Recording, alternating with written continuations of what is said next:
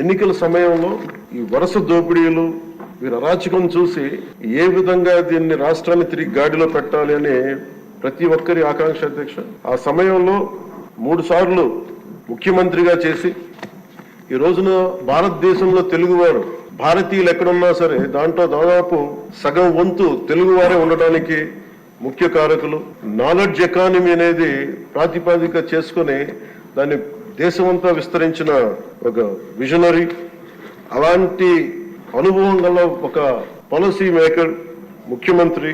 ఆయన్ని కూడా ఇబ్బందులు పెట్టి ఆ రోజు జైల్లో పెట్టినా, ఆయన్ని ఎన్ని రకాలుగా పెట్టినా ఒకటే అనుకున్నాం, ఇలాంటి వారసత్వంగా వచ్చిన సమస్యలను మనం ఎలా అధిగమించగలం అని. ఈ రోజున 150 రోజుల పాలనలో ముఖ్యమంత్రి గారు చెప్పింది, గౌరవ ముఖ్యమంత్రి గారు చెప్పింది చాలా ఉత్సాహం ఇచ్చింది, ఉత్సాహాన్ని నింపింది, భవిష్యత్తు పట్ల విశ్వాసాన్ని తీసుకొచ్చింది. సో మనస్ఫూర్తిగా వారికి నా ధన్యవాదాలు తెలియజేసుకున్నాను అధ్యక్ష. నాకు సంపూర్ణమైన విశ్వాసం ఉంది అధ్యక్ష. ఇది మొన్న మహారాష్ట్రకి వెళ్తే నేను ఆ మాట చెప్తున్నప్పుడు ప్రతిసారి మన రాష్ట్రం మీద చాలా బాధ అనిపించింది. మహారాష్ట్ర $1 ట్రిలియన్ ఎకానమీ అవ్వాలని మనస్ఫూర్తిగా కోరుకుంటున్నానని. నా మనసులో ఇబ్బంది పడింది ఏంటంటే మన రాష్ట్రానికి ఎందుకు అది బలంగా చెప్పలేకపోయాం అనేది. కాకపోతే మనకు వారసత్వం వచ్చిన సమస్యలు కాబట్టి ఆ రోజున చెప్పలేకపోయాను. ఈ రోజు నాకు 150 రోజుల గౌరవ ముఖ్యమంత్రి గారి అనుభవంతో కూడిన ఈ పాలనలో నాకు సంపూర్ణమైన విశ్వాసం ఉంది అధ్యక్ష. ఆంధ్రప్రదేశ్ $1 ట్రిలియన్ ఎకానమీగా అతి త్వరలోనే ఈ 5 సంవత్సరాలు వెళ్తుందని మనసు సంపూర్ణ విశ్వాసం ఉంది. $1 ట్రిలియన్ మన ప్రజలకు అర్థం అవడానికి 7,65,000 కోట్ల ఎకానమీ. గత ప్రభుత్వం మనల్ని ఎకానమీని నిర్వీర్యం చేసింది, ఇబ్బంది పాలు చేసింది, అన్ని రంగాల్లోనూ రాష్ట్ర ప్రభుత్వాన్ని వెనక్కి తీసుకెళ్లిపోయింది. ఈ పరిస్థితుల్లో గౌరవ ముఖ్యమంత్రి గారి అనుభవం, మీ పారదర్శకత, మీ విజనరీ దృష్టి, ఇవన్నీ కూడా మాకు ఈ $1 ట్రిలియన్ ఎకానమీ వైపు పరిగెడుతున్నాయని అన్న దాంట్లో ఏమాత్రం సందేహం లేదు అధ్యక్ష. అలాగే మన గత ప్రభుత్వం చివరికి పాస్బుక్ లో కూడా గత ముఖ్యమంత్రి గారి ఫోటోలు పెట్టుకోవడం, అలాగే ఏ పథకాలకైనా సరే కేవలం వారిది పెట్టుకోవడం చాలా ఇబ్బంది కలిగజేసింది అధ్యక్ష. ముఖ్యంగా ముఖ్యమంత్రి గారు వచ్చి, గౌరవ ముఖ్యమంత్రి గారు వచ్చి ఎప్పుడు కూడా ఎవరికి కూడా గుర్తింపు లేనివి, ఆలోచించనివి కూడా వాళ్ళని ముందుకు తీసుకొచ్చి వాళ్ళకి ముఖ్యంగా నేను చెప్తుంది, మొన్న చాలాసార్లు కొన్ని సందర్భాల్లో ముఖ్యమంత్రి గారి దృష్టికి తీసుకెళ్తే ఎల్లాప్రగడ సుబ్బారావు గారి గురించి ఎవరికి తెలియదు అధ్యక్ష, చాలా తక్కువ మందికి తెలుసు. వారి పేరుని నేను ఒక మాట ప్రస్తావించగానే ఆయన దృష్టికి తీసుకురాగానే ఆయనకి పేరు పెట్టడం ఆయన దార్శనికతకి చాలా అర్థం పడుతుంది అధ్యక్ష. ఎందుకంటే ఎవరెవరి పేర్లు నిన్న కాక మొన్న వచ్చిన వ్యక్తి పాస్బుక్లకి పేర్లు ఆయన ఫోటోలు వేసుకున్న దాన్ని నిజంగా దేశం కోసం, ప్రజల కోసం కాంట్రిబ్యూట్ చేసిన వ్యక్తికి అది గుర్తించడం అనేది మనస్ఫూర్తిగా ముఖ్యమంత్రి గారికి నా ధన్యవాదాలు తెలియజేసుకున్నాను అధ్యక్ష. అలాగే సభలో ఎంతమందికి తెలుసో తెలియదు కానీ పొట్టి శ్రీరాములు గారి నిజమైన బలిదానాన్ని డిసెంబర్లో ఆయన బలిదానం ఉంటుంది, ఆయన చనిపోయారు మన కోసం. ఈరోజు దాన్ని రాష్ట్ర ప్రభుత్వం అధికారం దినంగా దాన్ని జరుపుకోవాలని చెప్పి ముఖ్యమంత్రి గారు మా దృష్టికి తీసుకొచ్చారు. దానికి కూడా వారికి సంపూర్ణ కృతజ్ఞతలు తెలియజేస్తాను. ఈ రాష్ట్రం ఎవరి బలిదానం మీద అయితే ఆధారపడి ఉందో, ఎవరి బలిదానం మీద ఈ రాష్ట్రం వచ్చిందో, అనేక లింగ్విస్టిక్ స్టేట్స్ ఎవరి బలిదానం మీద ఆధారపడి వచ్చిందో ఆ వ్యక్తిని రాష్ట్రం నిజంగా గుర్తించుకోలేదు. మొట్టమొదటిసారిగా దాన్ని గౌరవ ముఖ్యమంత్రి గారు దాన్ని ముందుకు తీసుకొచ్చి గుర్తించే పరిస్థితిని తీసుకురావడం మనస్ఫూర్తిగా వారికి నా అభినందనలు తెలియజేస్తాను అధ్యక్ష. అలాగే కన్యకా పరమేశ్వరి ఈ ఆవిడ బలిదినాన్ని కూడా అధికార దినోత్సవంగా జరుపుకోవటం నిజంగా వారికి మనస్ఫూర్తిగా నా ధన్యవాదాలు తెలియజేస్తాను అధ్యక్ష. గత కాలంలో ఫస్ట్ కి సార్ నేను ఒక ప్రభుత్వ ఉద్యోగం కొడుకున్న అధ్యక్ష. మాకు ఏదైనా సరే నెల మొదటి రోజున ఉద్యోగాలు మనకి జీతాలు వస్తాయనేది మాకు చిన్నప్పటి నుంచి అలవాటు. అలాంటిది గత ప్రభుత్వ కాలంలో ఏనాడు 1వ తారీఖున జీతాలు పడలేదు, 1వ తారీఖున ఏవి పడలేదు. అలాంటిది 1వ తారీఖున ప్రభుత్వ ఉద్యోగులందరికీ టెన్షన్ గా ఆ జీతాలు పడడం మనస్ఫూర్తిగా ముఖ్యమంత్రి గారికి అభినందనలు తెలియజేస్తాను. అలాగే 64 లక్షల మంది బెనిఫిషరీస్ కి, లబ్ధిదారులకి 4,000 చొప్పున వారికి 1000 రూపాయలు పెంచి మరి ఇవ్వడం మనస్ఫూర్తిగా వారికి నా అభినందనలు తెలియజేస్తాను. అది కూడా అందరం వెళ్ళి వారి చేతికి అంటే దీనికి ఏ వ్యవస్థ అవసరం ఉన్న వ్యవస్థని సమర్థవంతంగా వాడుకొని ఇంటికి క్యాష్ చేరవేయటం మనస్ఫూర్తిగా వారికి నా అభినందనలు తెలియజేస్తున్నాను అధ్యక్ష. అలాగే పంచాయత్ డిపార్ట్మెంట్ సంబంధించి 1452 కోట్లు మేము ఇప్పటికి ఖర్చు చేసాం అధ్యక్ష. అలాగే ఇండిపెండెన్స్ డే సెలబ్రేషన్స్ కూడా చాలా ఘనంగా జరుపుకున్నాం, డబ్బులు పెంచి అనేక సందర్భాల్లో తెలియజేశాను. 13,326 గ్రామ పంచాయతీలకి జాతీయ ఉపాధి హామీ పథకం కింద పల్లి పండుగ ద్వారా 4,500 కోట్లు నిధులు విడుదల చేశాం అధ్యక్ష. అలాగే గౌరవ ముఖ్యమంత్రి గారి ఈ నాయకత్వంలో ఈ ప్యాడీ డ్యూస్ రైతులకు కావాల్సింది 1,674 కోట్లు రిలీజ్ చేసి నిజంగా మీరు రైతాంగానికి మీరు ఎంత అండగా ఉంటారో మాటలతో కాదు చేతుల్లో చూపించారు అధ్యక్ష. వారికి మనస్ఫూర్తిగా నా ధన్యవాదాలు.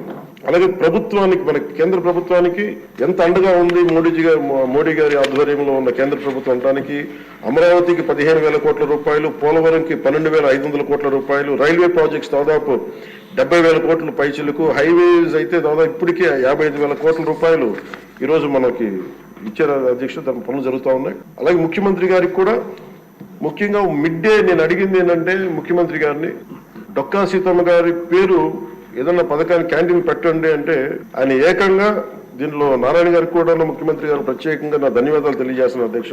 మధ్యాహ్న భోజన పథకాన్ని విద్యార్థుల మధ్యాహ్న మిడ్ డే మీల్ స్కీమ్ కి డొక్కా సీతమ్మ గారి పేరు పెట్టడం మనస్ఫూర్తిగా వారి చేతులెత్తి నేను నా మనస్ఫూర్తి గారికి కృతజ్ఞతలు తెలియజేస్తాను అధ్యక్ష.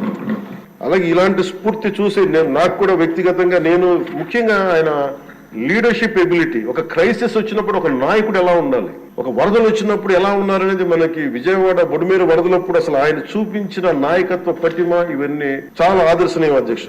మేము వెళ్ళి కాళ్ళు మన చొక్కా మడిచి ఆయన దిగి బురదలో నడిచి దిగి ఆయనకి అవసరం లేదు, ఆయన చేయించవచ్చు.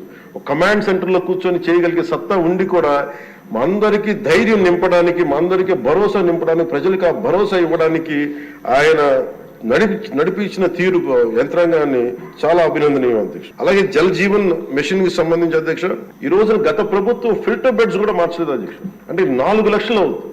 అంటే ప్రతి నెల మొదటి లేయర్ లో మొదటి శాండ్ తీసి అది అసలు కనీసం అది కూడా కనీసం ఫిల్టర్ బెడ్స్ మార్చని కాడికి ఈ రోజు పొద్దున మన అసెంబ్లీలో కూడా మాట్లాడిన గౌరవ సభ్యులు కొంతమంది తీసుకొచ్చింది, కనీసం మనకి కిడ్నీ వ్యాధులు ఎక్కువైపోతుంది, కనీసం ఫిల్టర్ బెడ్స్ కూడా మార్చలేదు. కనీసం ఫిల్టర్ బెడ్స్ మార్చిన కొంత ఇంపాక్ట్ తగ్గుద్దని అంటుంటే నిజంగా అనిపించింది అధ్యక్ష. జల్ జీవన్ మిషన్ మేము ఇప్పుడు దాకా గౌరవ ముఖ్యమంత్రి గారి నాయకత్వంలో ఆయన విజన్ తోటి జల్ జీవన్ మిషన్ ఈ రోజున అందరికి మాటిస్తున్నాం అధ్యక్ష, రాష్ట్రానికి మాటిస్తున్నాం.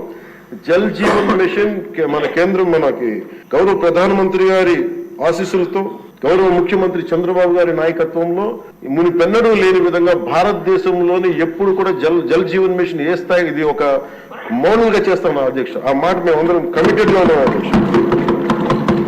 అలాగే లా అండ్ ఆర్డర్ కి సంబంధించి లా అండ్ ఆర్డర్ లో 3 IPS ఆఫీసర్స్ ని ఏకకాలంలో సస్పెండ్ చేసిన ఘనత, వాళ్ళు చేసిన తప్పులకి ఆ ధైర్యం కావాలంటే ఆయన అనుభవం చాలా స్పష్టంగా తెలియజేస్తుంది అధ్యక్ష.